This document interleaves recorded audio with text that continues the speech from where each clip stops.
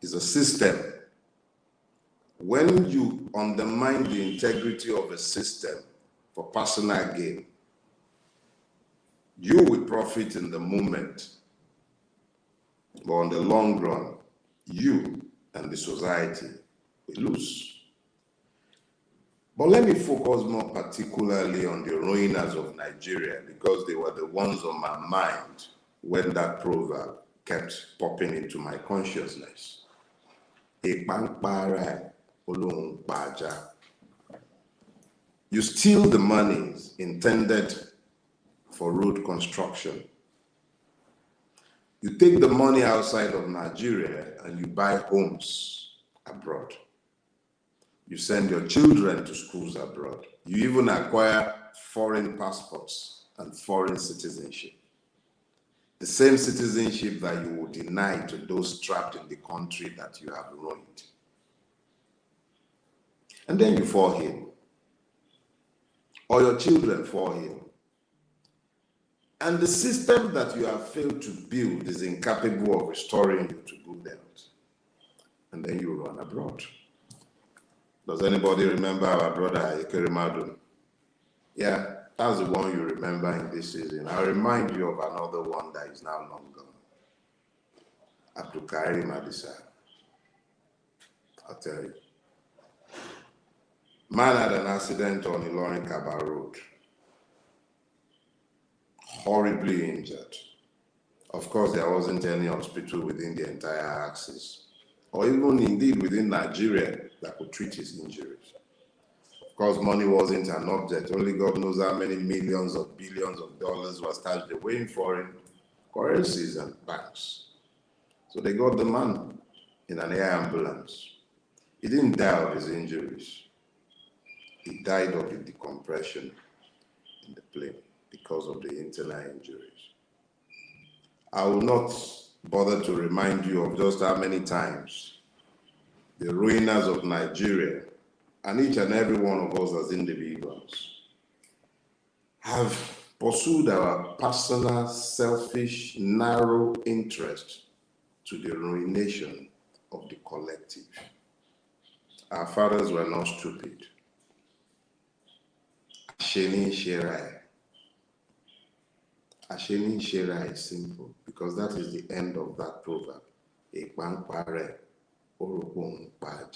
Asheni on Sherai. The one who thinks that he is destroying another is inadvertently destroying himself. Nigerians need to ask ourselves, not just the ruiners of Nigeria, because they've had adequate help from the victims.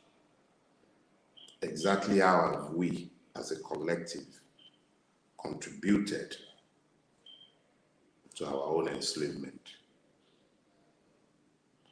Well, for those of you who came for Sunday school, I guess that's Sunday school for this week. Now, it's not quite 10 o'clock yet. It's 9:59 now. Well, I think now NEPA has done its thing, see. So I'm not thinking to myself, do I want to wing it, open my windows, or do I want the genders? All right, so it's 10 o'clock now. Enough of me cackling about. Yeah, God help me. Good morning, everybody. That's for those of you who are just joining us now.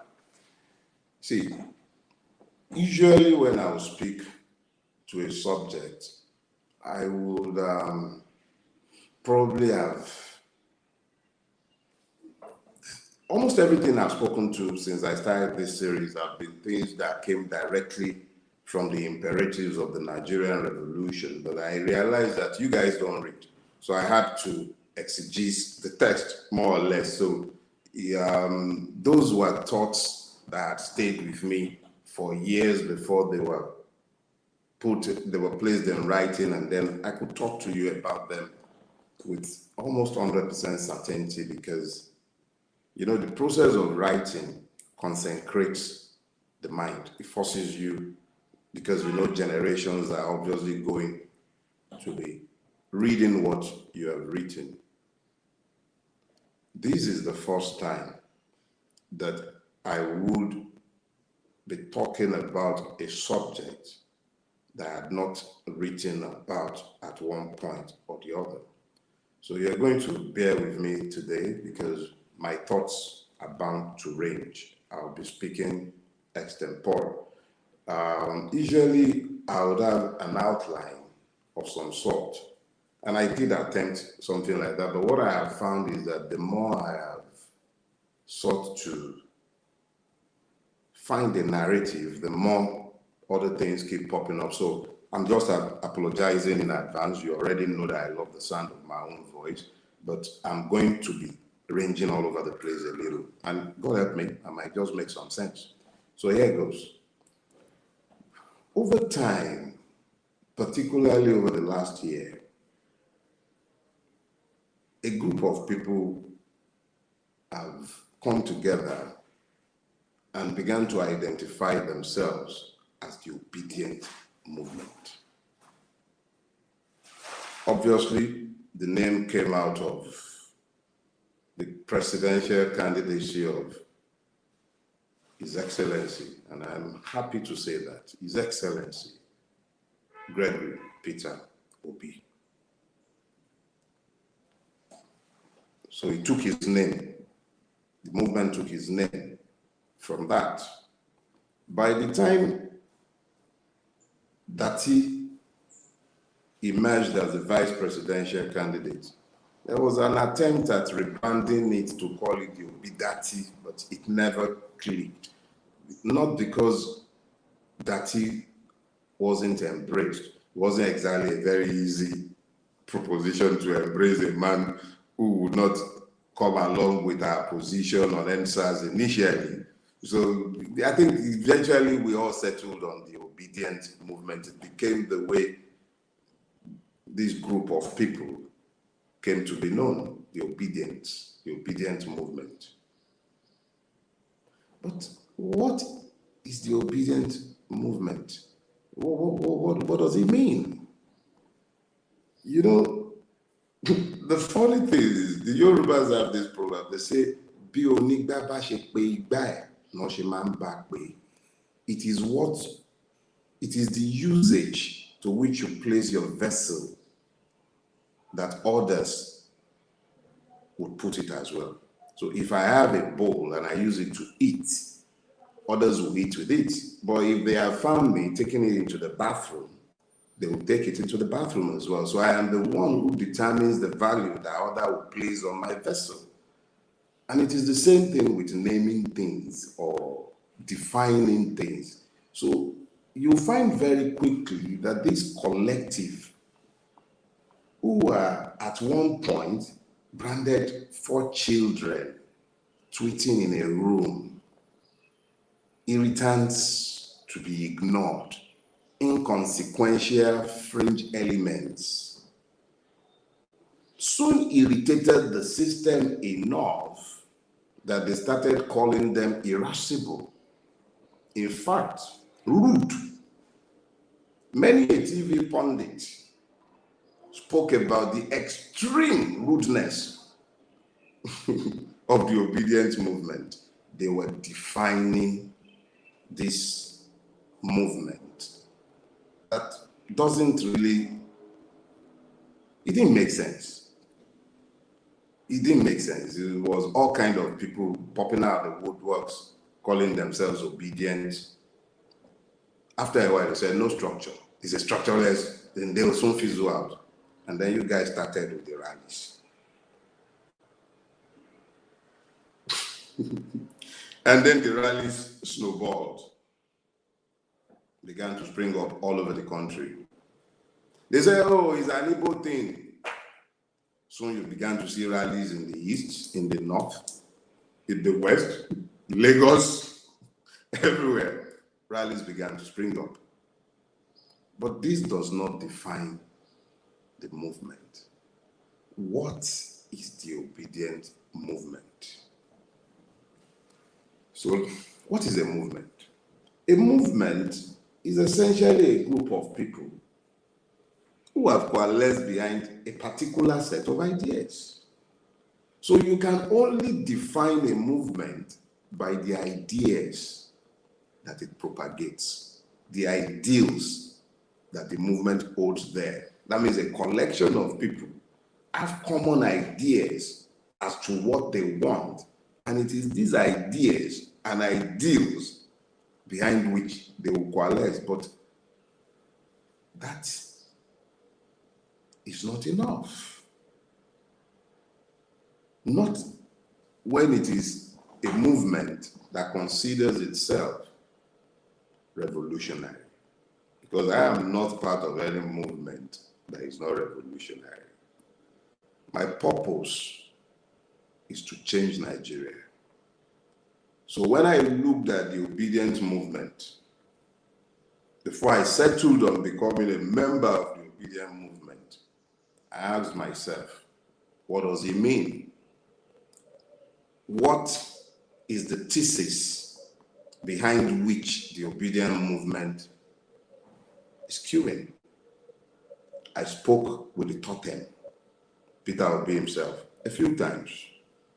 I felt the pulse of the people who were calling themselves the Obidients. And what did I find? They want a different Nigeria. It was captured behind simple ideals, simple small sentences, from consumption to production. How do you move from consumption that saw over 1,000 people going for a conference that saw an unqualified person labeled as the chief scientist of the Federation going for a jamboree? That is consumption. To move that mindset to production, you probably see not more than 3 or 4 people going for that conference.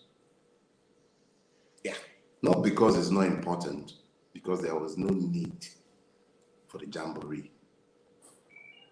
Don't worry, I won't mention the names of the cross names that crept up in that place. Confidant of the president. Oh, how low we have fallen. That is an example of consumption. And it's just, if they will do that in the open, in your face, in my face, if they would, look, the National Library remains unbuilt in Abuja, but they are budgeting billions to build a house, billions to build a house for the vice president. Have the other ones been homeless? That is consumption. Those are the kind of ideas behind which the movement coalesced. Now, movement does not exist in a vacuum. See, NEPA did their thing. The reality of living in a country where it is more important for men to buy fleets of bulletproof cars than to improve the security of everybody living in the country. So NEPA has announced itself. We'll go back again. So the beauty of these ideas was that it could resonate in the different groups of people. Oh yeah, then they tried. They said, oh, it's an Igbo thing. And because of course somebody is shouting a Milocom and would root the legitimacy of his quest in a demand that power be shared so that each might take their turn to afflict. Yeah, there is an equitable basis upon which to make the argument that it was the turn of the Southeast.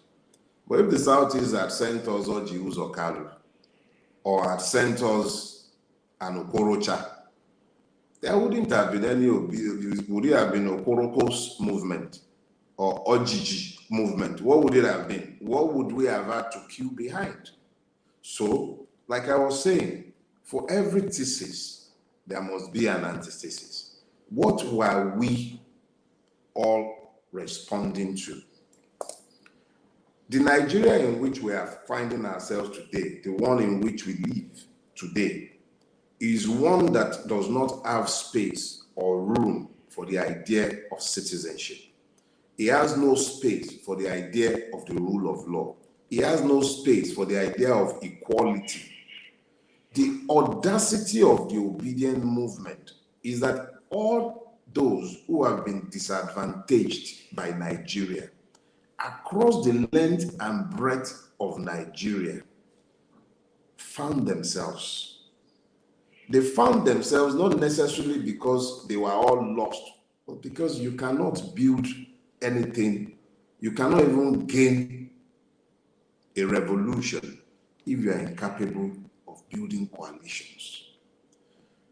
The Obidient movement is essentially a coalition of those who have been marginalized by Nigeria, those who have in one way or the other been victimized by Nigeria, whether those be Hausa, whether those be Yoruba, those who aspire for a better country, one that is hinged to reason, that understands the need to plan for a future for the children.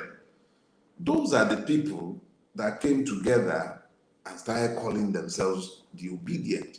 But before there was the Obidient, the Nigerian people have stayed within the track of what was available. And what was available? I'll show you. Before the Obidient, there was something called the EndSars. I'm not laying claim to EndSars before anybody jumps on me. I wasn't part of those who started EndSars. But just as I wasn't part of those who started what is today known as the Obidient, every good thing should attract good things. This EndSars movement was essentially a demand for citizenship. Nigerians queued behind the idea of citizenship, which was what the demand for the end of the SARS unit essentially is. That demand for citizenship was brutally put down by the Nigerian state with the active connivance of the man who sits in Aso Rock today. Let's be clear about this. So when that happened, we had two choices. We could take to the streets. But there is a quote by Kwame Nkrumah, and I posted it this morning. And what he says is very simple.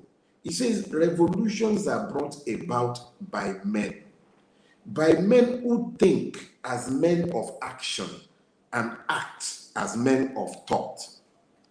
When EndSars happened, we could take to the streets. We could encourage anarchy. But to what end? Systems such as evil as the one in which we live is actually happy when you engage it with violence, because engaging it with violence means that you never get to deal with it at the level of reasoning, which is what it prefers not to do. It will prefer that you carried cordials, go onto the street, burn tires. It sends in the mindless soldiers, the same sort that they had killing people at the Lekki toll gate and all over Nigeria, in Obigbo, in Kafanchan. The Shiites that are killed almost like they are flies simply because their humanity is discounted on account of sectarian differences, just like the humanity of different ethnicities are discounted on account of ethnic differences or because they're simply following the orders. The humanity of persons are discounted on the order of the state by persons who are sworn to protect those who are meant to be citizens. So, after EndSars, we realized that the only way to have this change peacefully, at least that's what the system told us, go and vote. If we're a democracy, our votes should make the difference. Those who believe that their party is right should be willing to subject themselves to the public whom they pretend to serve. So we went ahead, encouraged the people to register to vote. We were preserving the idea of citizenship, the same one that was behind EndSars, the same audacity. Look, let's be clear about something. Without the efforts of people who have gone before, none of us would be. Without a Yele Sowore, and I'm coming to that, the Nigerian state need to let go of Yele Sowore. Without Yele Sowore, there wouldn't have been an EndSars. And my reasons are simple. It took the organization of the Revolution Now movement acting in concert, and this is the thing that is key, acting in concert with other elements of Nigerians, both those who agree with militant actions and those who do not. I don't. They do. Militant actions in the sense of frontal confrontation with the state, not violent. They were those who were there at the beginning. They were those who kept the consciousness of the Nigerian people alive. And then EndSars came. They were in that movement as well, and we all were. But at the point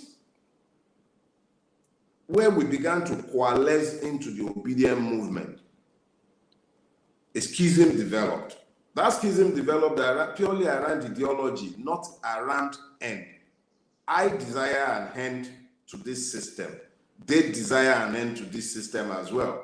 How we go about it, those are the points of divergence, and we must always keep that in mind. I'm saying this so that we have a clear understanding of where we are, because we must all find a way to work with each other because we seek the same goal. So we took that energy from EndSars and asked people, go and register to vote. The likes of Yemi Adamolekun, the likes of Aisha, the likes of Rinu, Banki, hordes of people, Macaroni, people went out of their way, encouraged people. I must praise the creative industry, especially our comedians, people like Bovi, people like my brother, Basket Mouth. They all came out, encouraged people in one way or the other. AY, different comedians, different creatives, Kate Enshaw spoke to people, and the Nigerian youth began to coalesce around the idea of citizenship. They registered to vote in unprecedented numbers. The persons who are registering to vote were registering to vote believing that they would be able to effect change through the ballot. Yes, what is the Obidient movement? I'm explaining to you that the Obidient movement is that coalition of Nigerians demanding change in Nigeria, unhappy with the current trajectory of our country, unhappy with the way it has drifted throughout generations, worried that it is unsustainable in its current form, seeking that it changes so that it is secured for our children. Those were the people who, long before there was a Peter Obi, these people were imagined, so that they are called the Obidients. Let's be clear, these are Nigerians desiring change. We found a worthy leader in Peter Obi, because for every thesis there is an antithesis. The thesis has always been that Nigerian politicians are universally useless, unfit for purpose, incapable of effecting any change. I found in the lead up to the 2023 election that there was an antithesis to my belief about what the Nigerian politician represents. But as we quickly found, and I don't want to get ahead of myself, an idea embedded in a movement is not necessarily the same thing as a political party. Why have I been talking about, or what has led me to pick on what is the Obidient movement? It is because in recent times, especially since after the election, when the APC, particularly the Yoruba Ronu wing, had continued this campaign, even though elections are over, what I have found is that there have been concerted attacks on the idea of the Obidient movement, the idea of egalitarianism, the idea of the relevance of ethnicity behind the idea of the Obidient. They've been attacking that by ethnicizing a lot of things. I read a comment, for instance, which was what actually crystallized my decision to have this talk.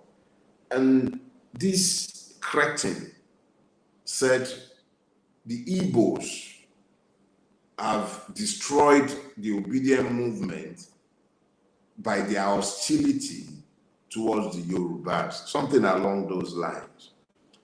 And then I saw other burner accounts, and I've been observing this pattern over some time, people working assiduously to spread tribal hatred, the Lagos state government particularly being deliberately anti-Igbo in its posturing in the public space.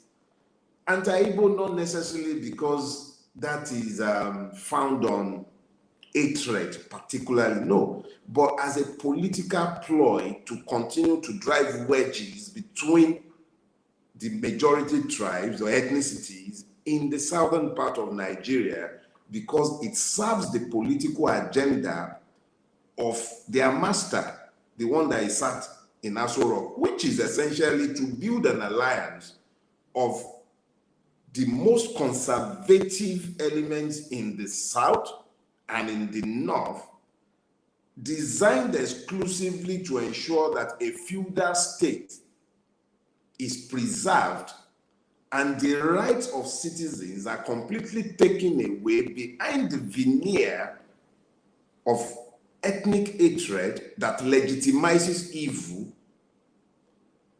religious hatred that tolerates madness. I'll build it out for you. First, you have Jatau, the woman who spoke about Deborah's killing, incarcerated. Then you had Tani Olong, kept in jail in Kwara State after having been abducted in Ibadan. Kept in jail and kept there until he more or less surrendered and threw up his hand because the state deliberately ignored to protect him, because the state itself was the one that had legitimized his oppression. These forces sees nothing wrong in demolishing vast estates in spite of the fact that obviously somebody somewhere okayed this construction. Somebody somewhere was sat there watching this construction take place. Somebody somewhere did nothing, but the recourse is to demolitions. Let me be clear.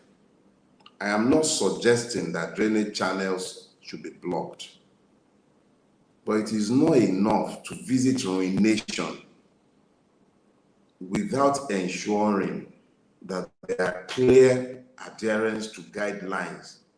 It cannot just be that burning things, destroying things is the only solution to this. Let me repeat myself. I am not saying that people should build on drainage channels, but where was the state when this was being done? Where? And since when does any particular estate or neighborhood belong exclusively to one ethnicity? So let's deal with the issues, but so that I won't get ahead of myself, these are the ideas that coalesce the need for accountability in governance, the need to see change, the prioritization of public utilities, infrastructure.